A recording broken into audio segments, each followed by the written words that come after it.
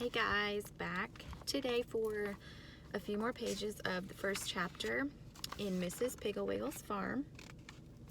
I'm just going to read like the last paragraph or so of where we left off so we can recap a little bit, and then I'll read about five or so pages. Okay, so then the members of the earnest workers moved into the living room for the business meeting, and that was the end of Mrs. Harroway's happiness. As soon as each lady had found a chair and helped herself to the pink mints and pink gumdrops, Mrs. Feathering stood up and said, "Fellow members of the earnest workers, I do not wish to appear snobbish or unkind, but before voting on our new member, I feel that I must ask a few questions. Mrs. Harroway, is it true that your husband is a burglar who is known the world over for his clever jewel robberies?" Mrs. Harroway's face turned scarlet, and she swallowed her pink gumdrop whole. She said, "Thatch and Feathering, how dare you say a thing like that about my husband Warner? You know perfectly well that he is the executive vice president of Rocco Cement." "Well," said Mrs. Feathering, "my information came straight from the lips of Warner's own little boy.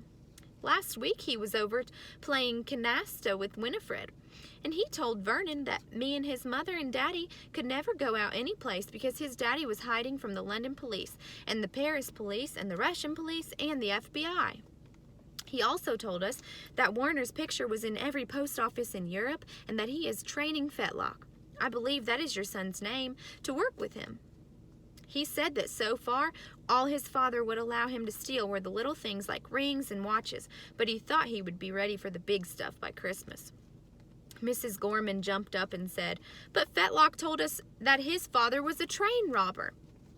Mrs. Roberts said, "He told me his father was a confidence man who robbed windows. He warned me never to pay attention to him when he talked about investments." Mrs. Harrison said, "He told Aunt Elsie and me that Mr. Harroway was a cowboy who had hurt his back breaking wild horses. Fetlock said he was a cowboy too until he was kicked in the forehead by a steer. The blow affected his eyesight, which is why he has to wear glasses. Really, Mrs. Harroway, I don't like to interfere, but I do think it is nothing short of cruel to allow such a small child to bulldog steers." Before Fetlock's mother could answer, Mrs. Pinwheel said, "But none of that could be true, because only yesterday Fetlock told me all about how his lonely childhood and how he had to sell papers and work in a factory to make enough money to buy medicine for you when you were sick, Helen, and while Mr. Harroway was in the penitentiary for making counterfeit money." Mrs. Gertch, who had 7 children, shrieked, "Counterfeit money? That's not what he told me. He said that his father sold little children. He said that he gathered them up at playfields and sold them to orphanages." Mrs. Harroway, her face as white as paper, said, "Not one word of this is true. My husband is a fine, upright, honorable citizen. Fetlock is a dear, sensitive, loyal little boy. I'm sorry I ever came to your old club. I never did want to be a member anyway." She began to cry. Mrs. Mallet said, "Before you go, Mrs. Harroway, I wish you would tell me what you intend to do about my tulips." She turned to the other women. "Yesterday, Fetlock deliberately roller skated through my cottage tulips and crushed and injured 17. Obviously, his mother doesn't care."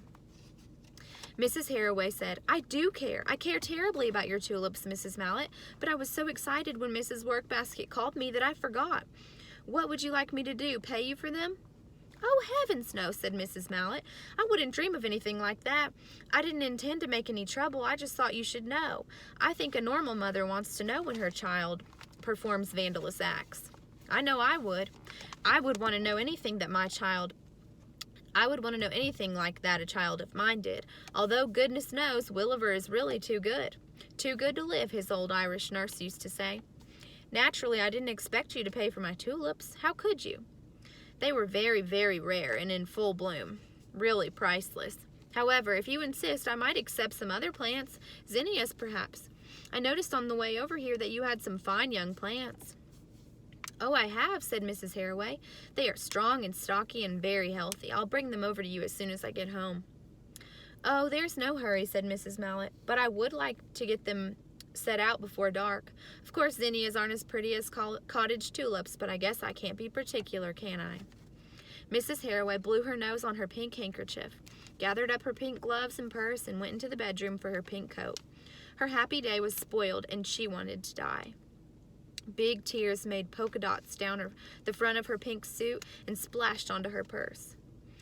Then Mrs. Workbasket, who had invited her to the Earnest Workers Club in the first place, came into the bedroom. Putting her arm around Mrs. Haraway, she said, "Don't pay any attention to that hateful Crystal Mallet, Helen dear. Her little Williver rode his bicycle all over my azaleas last year, and she not only didn't replace them and didn't pay for them, but she wouldn't apologize, and she wouldn't send Williver to Mrs. Piggle. "Mrs. who?" said Mrs. Haraway, sniffing. "Mrs. Piggle," said Mrs. Workbasket. "She is a dear little woman who adores children and knows just how to handle them. Really, she has cured almost every child in this town of faults." "But how does she cure them?" asked Mrs. Haraway, beginning to cry again as visions of Fetlock locked in a dark cellar and being beaten with chains floated in front of her eyes. "Oh, she has many ways," said Mrs. Workbasket.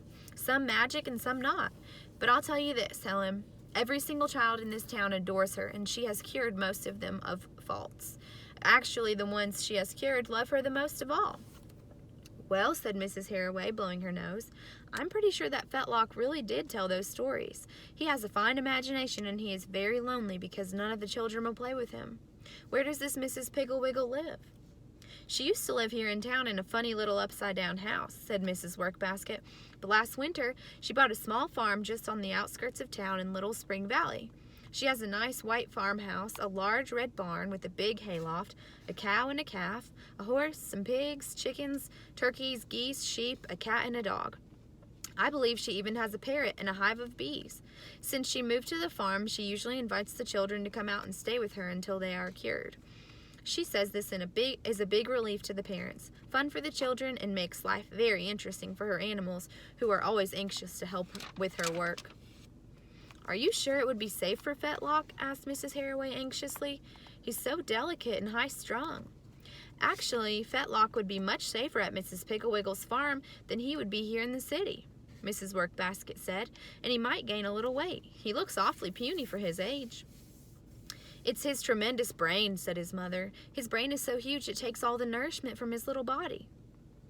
"Be that as it may," said Mrs. Workbasket dryly, "I think I stay with Mrs. Piggle would be the best thing in the world for him.